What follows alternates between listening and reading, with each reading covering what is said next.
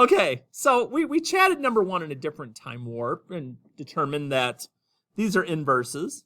Went with that route.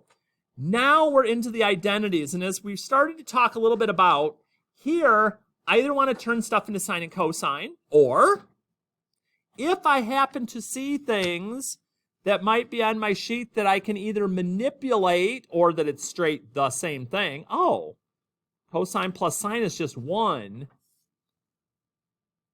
If I make those adjustments, and you're like, okay, so how do I know if I'm done?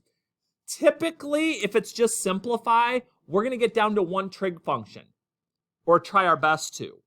So here I look, and I'm like, okay, 1 over tangent squared. Let's look around a little bit here. 1 over tangent would be cotangent. So 1 over tangent squared would be cotangent squared. You're like, do I have to turn that into sine and cosine?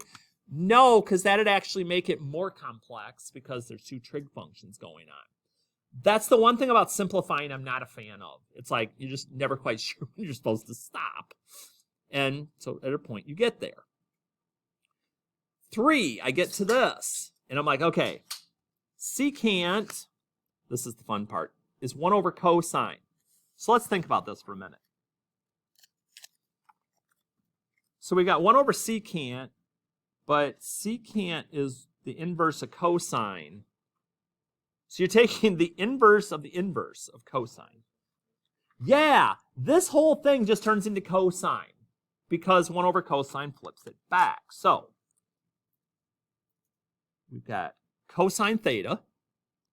Okay, this isn't sine over cosine, it's sine squared over cosine. So now here's where life gets a little more interesting. You're like, well, that's already in sine and cosine. What do I do? Let's leave it for a minute. Because we still have this random cosine that's sitting outside of our parentheses. And sometimes those random values that are sitting outside are actually a benefit.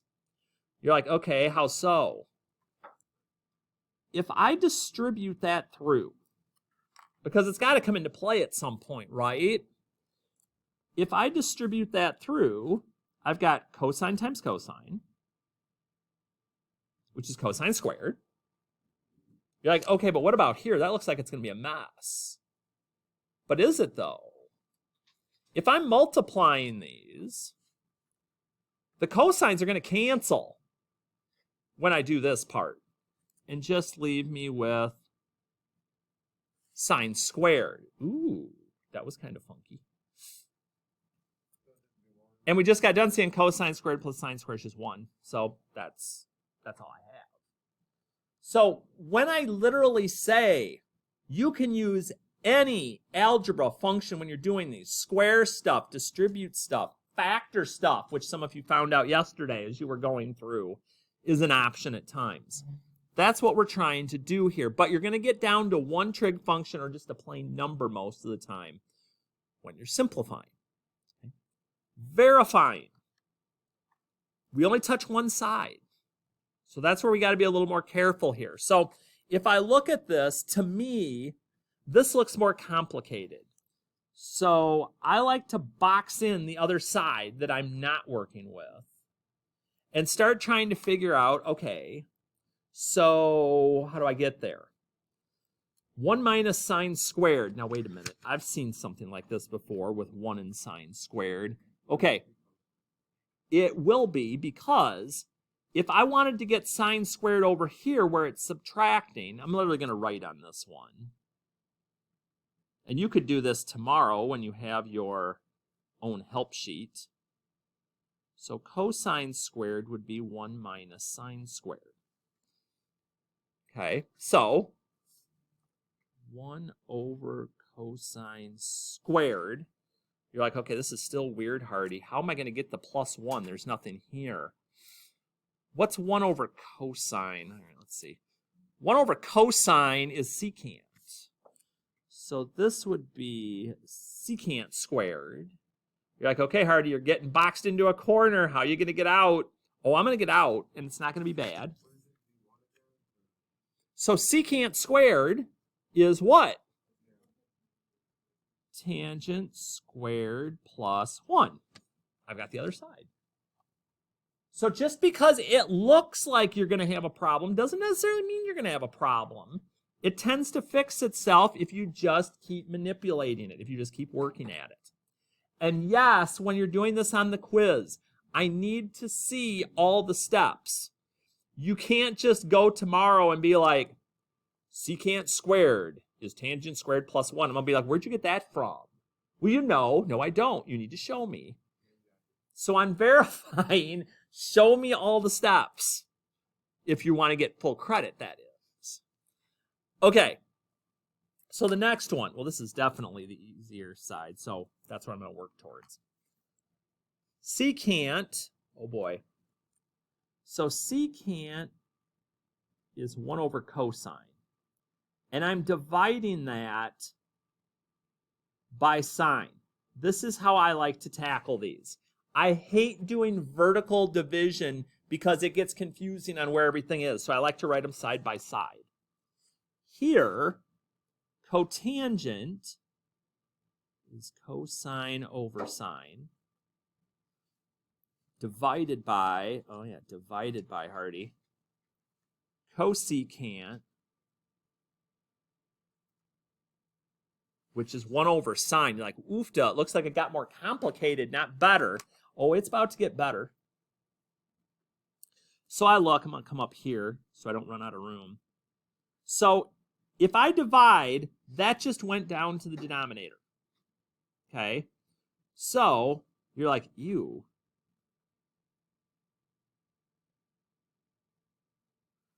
So if that sine went down to the denominator, I'm like, okay, that's kind of yucky.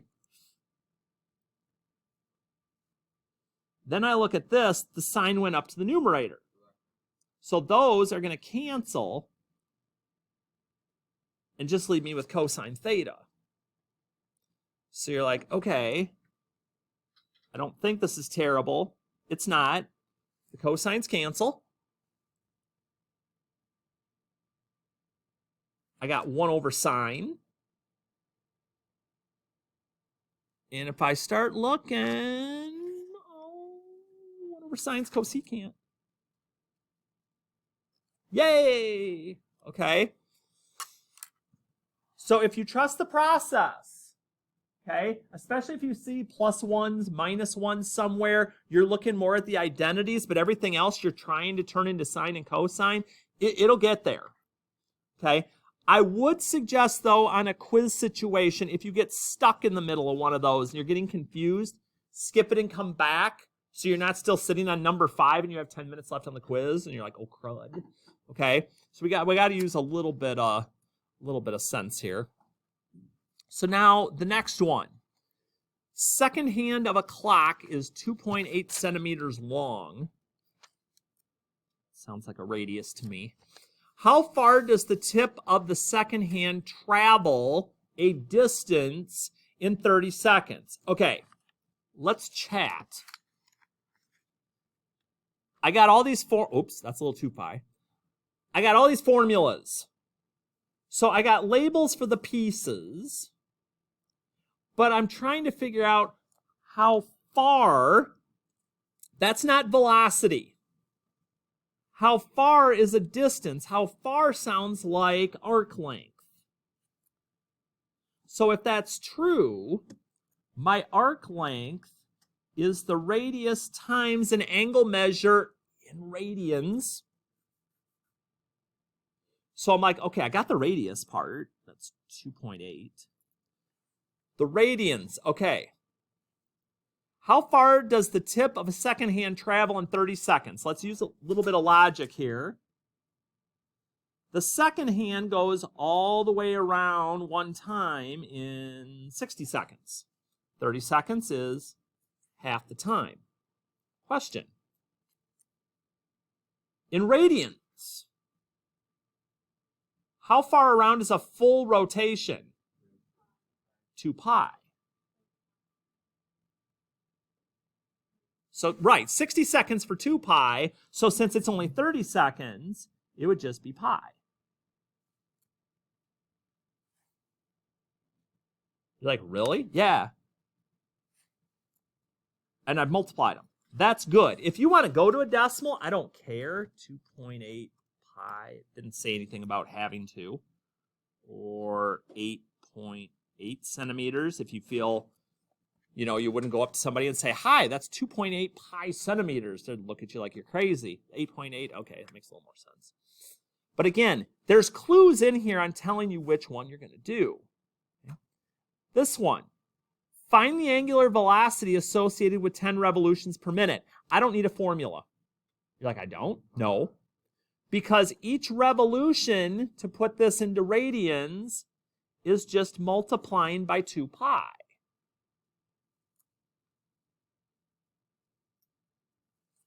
You're like, that's not it. Oh, no, that's it. 20 pi radians per minute. Or again, if you want to plug in 20 pi and go to the decimal, I think I got that.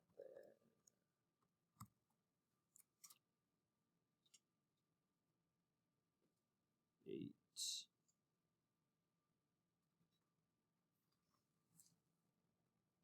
So either one, I'm really not, terribly worried either way with that. So get that in there. So you're noticing a lot of these, there's not a lot of math. It's just going to be, okay, what information do I have? What information do I need? Let's work through it. Okay, then I was nice on one. Find the linear velocity. Okay, so it's got to be one of these. If the radius is 14 inches and the point rotates at 55 revolutions per minute. Okay.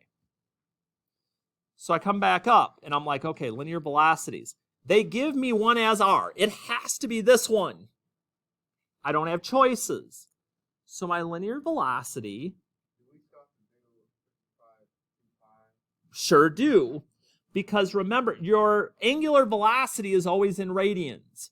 So anytime you see revolutions per minute, you need to make the assumption that you need to be multiplying by 2 pi. So 110 pi times 14. So we've got either 1,540 pi or, that's really big.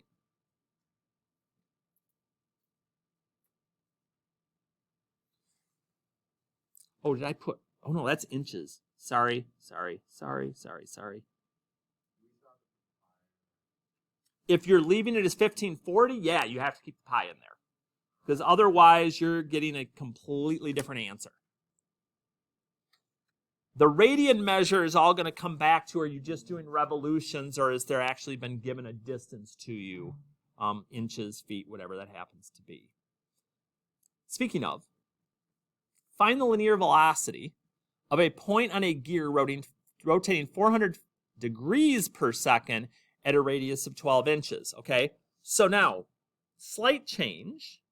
I've still got a radius, so you're like, okay, we're still using this, but now they're giving it to me in degrees. How do I get this back into radian mode? Multiply by pi over 180. So again, whether you are going to keep that in a fraction mode, 20 pi over 9. Okay, that's not my answer because I still got to multiply it times my radius.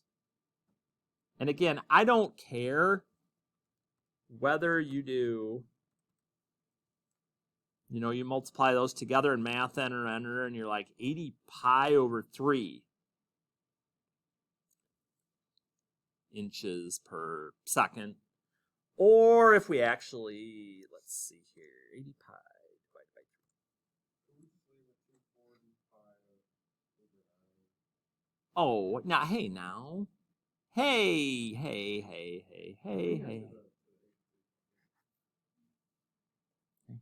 At least, yeah, if you're going to stay fractional, at least get to a reduced fraction.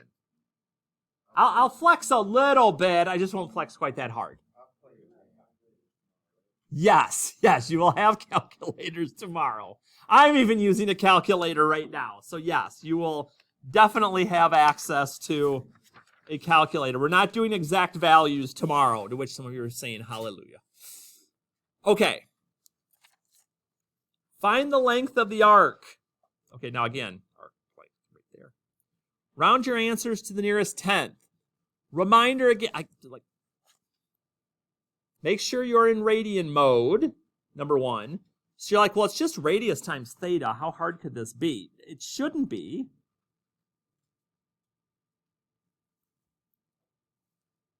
But here, okay, round to the nearest tenth. In other words, actually type this in. Whoa, get out of there. 16 pi. Again, second. Okay, second in your exponent key will get you pi. You could use 3.14 if you wanted to go that route. So 25.1. 25.1 what? Yards, because it's a distance. Details, people. Don't ding yourself half to death with half off, no label, half off, this. And you're like, no. Okay, here, don't do it. Radians. Radians. Multiply by pi over 180.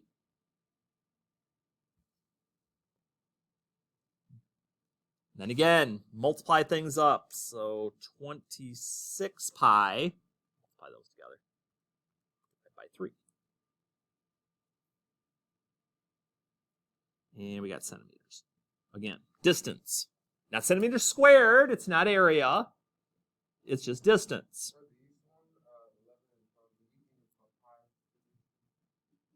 Well, let's see. Find the area of each sector. Round your answers to the nearest tenth. So yes, every formula we use, your angle measures have to be in radians. So the only difference here is our formula is a little different. That's all. So my area would be 1/2 times my radius squared. I'm going to make that a fraction. Times, we're lucky, our angle measure was already in radians, so I don't have to play that game. So let's see here. 320 pi divided by 12. 83.8. 83.8, oh boy. Square meters, it's area. Area is not a distance.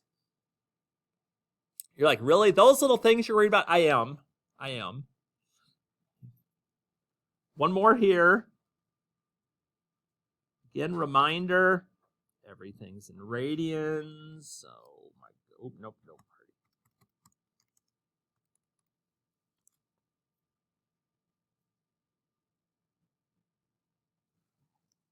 So 285 over 180 reduces to 19 over 12. That's my theta. I still got to do the things here. So 1/2. 13 squared is 169.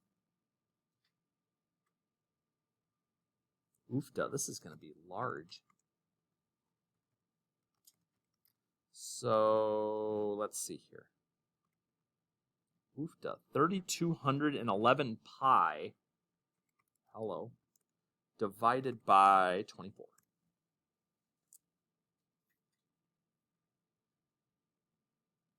And again, for area, it's square centimeters. So you're like, okay, in that first part, I got to admit, that wasn't bad because we've got the formulas. We've got our identities down here to help us. Basically, out of everything we do on this quiz, the only thing that's not going to be sitting there basically saying, here, just substitute and plug in for me, is this last section. Back to graphing. Graph each function using radians. Label at least 5 ordered pairs. I'll show you how I kind of look at that when we discuss the whole labeling pairs thing. Okay, first thing, I remember with cosine. And I'm going to write this in another way in case that tends to drive some of you crazy. So my biggest concern here is figuring out what my period is going to be. How long is it going to take for one cycle? So when we're doing these, my period is 2 pi over b. That doesn't change. Sine or cosine, doesn't matter. Let me make that where it looks more like b and not 6. So here, I'd do 2 pi divided by 1/3. Again, dividing by 1/3 is the same as multiplying by 3. So my period is going to be 6 pi. So bless you. So we're going to be ending right here. You're like, ew, this could be kind of yucky. It could.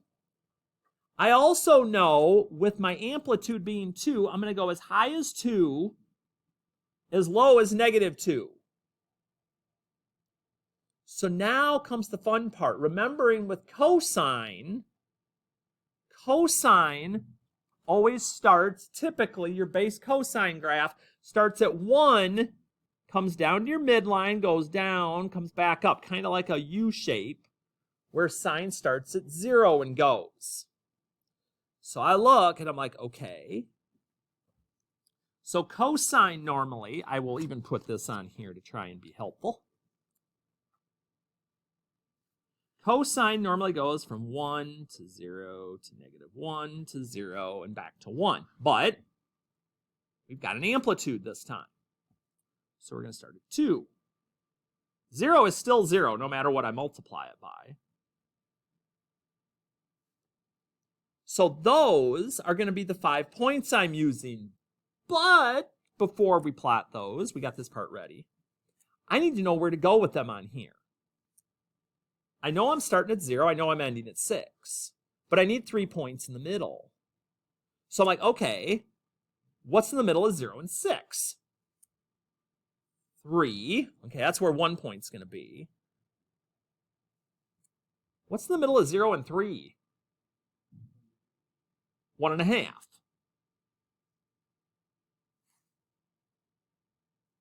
I don't even care if you put 1.5 pi. We'll do that. So 0, 1.5 plus another 1.5 is 3. Plus another 1.5 is 4.5 pi. And here is 6. I need to know whether they're whole numbers, fractions, whatever they are. I need these points either labeled or me being able to tell where you're at. So like here I can look and say, okay, 0, 1.5, 3, 4.5, 6. If I can't tell that, this is where I'm usually not as picky as other people tend to be here. So I'm like 2, 0, -2, 0, 2. If you have very well labeled axis here, I'm not going to tell you you've got to put 0, 2. 1.5 pi, 0. I'm not going to make you do that. So just label well, and we won't have a problem. Or so we hope. Okay? And then with this last one, we got an additional little piece play here. So, period first, 2 pi over, be careful, that's my b value.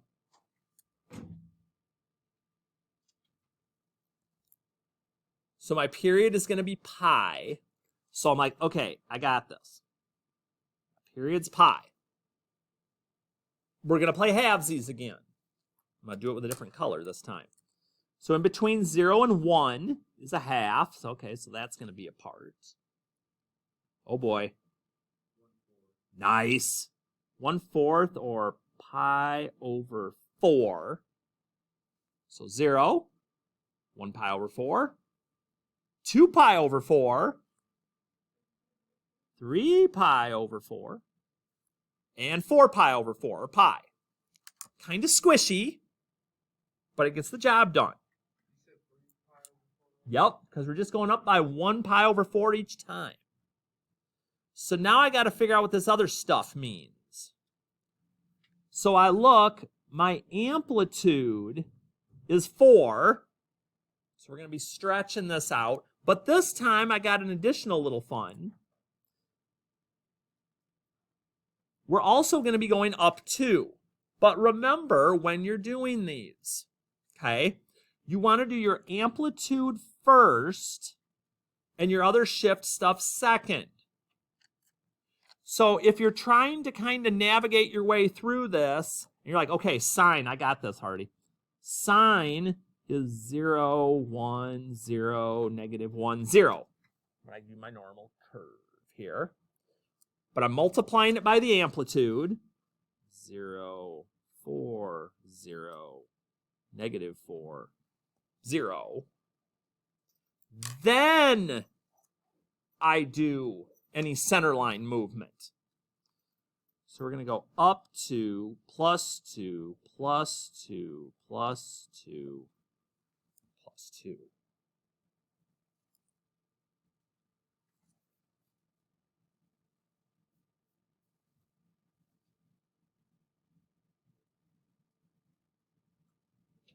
So, for my first point here at 0, I'm at 2. Then we pop up to 6. Back to 2. Back down to negative 2. And back to 2. So just a reminder, I didn't say you had to put this in here, but just remember that up or down value that you get is where your center line is going. And so what you should always be seeing with these is that your center line should be right in the middle of your max and your min distance-wise. So any up or down you do, you kind of get an idea if you put it into the right place or not based on, so that way look at my graph. 1, 2, 3, 4. 1, 2, 3, 4. Yeah, that works, okay? And that is also going to help me on this last piece that we're doing, which is going to give us a nice intro to what we're doing Friday. Yeah. Oh, dear, I did. I forgot my... Oh, Hardy. Oh. I even wrote it on the paper, and I still forgot to bring it to the true center line. I brought it back to where I'm used to doing it. Thank you. It's like they're not 3 points on the center line if I don't actually get it there. Always good to know. All right, finally, equations of the graphs. Okay, I need to know what? I need to know my center line. I need to know the amplitude. And I need to know my b value. Okay, I can figure out what the period is from the graph, but the b value is what actually goes into the equation. So first thing I do, I go, okay, let's figure out how long it takes for a pattern to start and finish. So I'm like, okay, here's the start. Go up, go down, back to my center line. So the first thing I can figure out is, for this particular graph, my period is 6 pi. It starts at 0, here it finishes. So I get that done. I go, okay, well, now what? Well, let's see. If we know that period is 2 pi over b, and the period we know this time is 6 pi, we can do a little algebra to figure out what this is going to be. So 6 pi b equals 2 pi, and I want to get b alone.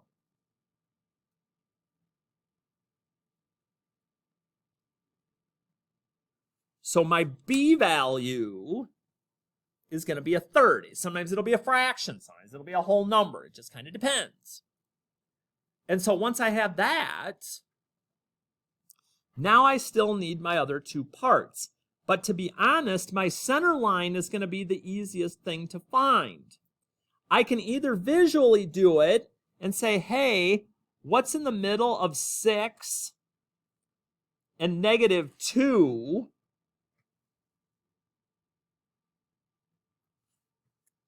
So 6 plus negative 2 divided by 2. We're really just finding the average, right? 6 plus negative 2 is 4, divided by 2 is 2.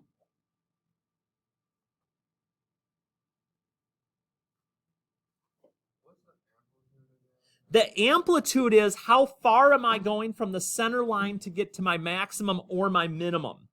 So here, if I'm looking for my midline, again, I can do it either way. I can say, hey, how far is it from my midline?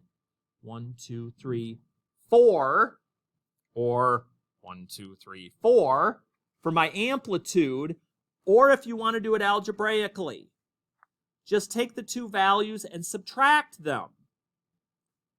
Max minus min.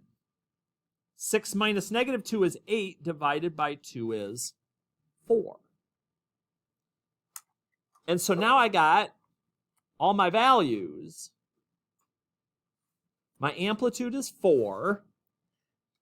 Is this a sine or a cosine graph? Sine, because it 1/3 theta plus 2. If you wanted to put 2 plus at the beginning, you could, sort of like number 14 looked, but most of the time you're going to see it look more like this. So amplitude, B value, center line. Oh, we're almost there. We're going to make it. I wish 14, I would have chosen a graph that was a little bit wider because we're going to have to get in and deep on this one. That's okay. Maybe. So I look and I'm like, okay, so we're starting, we're going down, we're coming up. Dang, it's over already. There it is. So the first thing I notice, going down and coming up, this is going to be a cosine graph. So I got that part. Now I do the other things. I'm like, okay, my period is pi over 2, start to finish. So get my b value. 2 pi over b equals pi over 2. All right, 4 pi equals pi b. Divide by pi. My b value is 4, so that's going to be 4 theta. Then we're back to center line and amplitude. Now, again, play it how you want. You look at this and you're like, well, negative 1.5 is the top. Negative 2.5 is the bottom. So if I decide I'm going to do it algebraically, negative 1.5 plus negative 2.5 divided by 2. But really, couldn't I figure that out just kind of looking at it? Probably. My center line's at negative 2. Right down the gut here. Negative 2. And then my amplitude is just from the center line to the top or to the bottom. You're like, can it be a decimal? Can it be a fraction? It can. Because my amplitude is max minus min divided by 2. Oops, lost my negative. Minus a negative is plus. Negative 1.5 plus 2.5 is 1 over 2. 1/2.